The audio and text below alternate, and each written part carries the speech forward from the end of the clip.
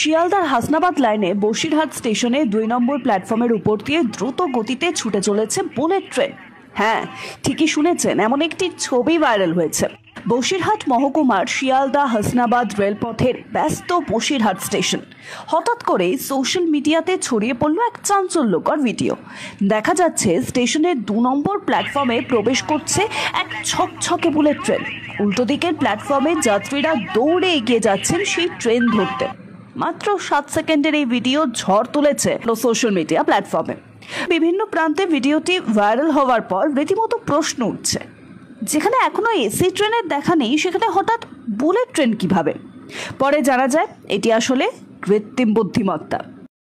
বিভিন্ন ভিডিও দেখছি যে কিছু ব্রিজ ভেঙে পড়ছে বা বিভিন্ন ধরনের দেখানো হচ্ছে এআই প্রযুক্তির মাধ্যমে বিভিন্ন ভিডিও করা হচ্ছে যে বসিরহাট স্টেশনে নাকি বুলেট ট্রেন চলছে। এরকম বেশ কিছু ভিডিও আমরা সামনে দেখতে পাচ্ছি। তো এই জিনিসগুলোর জন্য সাধারণ মানুষ বিভ্রান্ত হচ্ছে।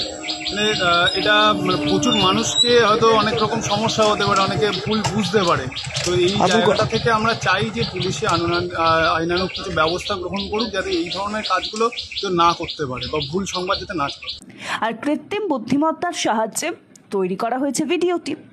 আগে যেমন স্কুলে বাঘ বা ব্রিজ ভেঙে পড়া নিয়ে ভুয়ো ভিডিও ছড়িয়ে পড়েছিল, এবার তারই ধারাবাহিকতায় বসিরহাট স্টেশনে বুলেট ট্রেনের দৃশ্য তৈরি করা হয়েছে।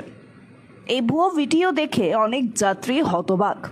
কারোর মতে এ যেন স্বপ্নের মতো দৃশ্য, আবার অনেকে বলছেন এ ধরনের গুজব বিপজ্জনক। হঠাৎ আতঙ্ক বা ভিড়ের কারণে বড় দুর্ঘটনাও ঘটতে পারে। যাত্রীদের দাবি, দ্রুত এই ধরনের বিভ্রান্তিকর কন্টেন্ট ছড়ানো বন্ধ করতে হবে। সোশ্যাল মিডিয়াতে যারা এমন ভিডিও বানিয়ে ছড়াচ্ছে তাদের বিরুদ্ধে কঠোর পদক্ষেপ নেওয়ার জন্য। এখন সোশ্যাল মিডিয়ার যুগে মানুষকে ভুলভ্রান্তি ছড়াচ্ছে এআই দিয়ে এসেছে, যেমন মালু চৌধুরী যাকে এআই দিয়ে ভেঙে দিয়েছে, এগুলো তো মানুষের মধ্যে একটা আতঙ্ক ছড়িয়ে দিচ্ছে। এগুলো পাস করা উচিত না, এর মধ্যে কোনো একটা পদক্ষেপ নেওয়া উচিত।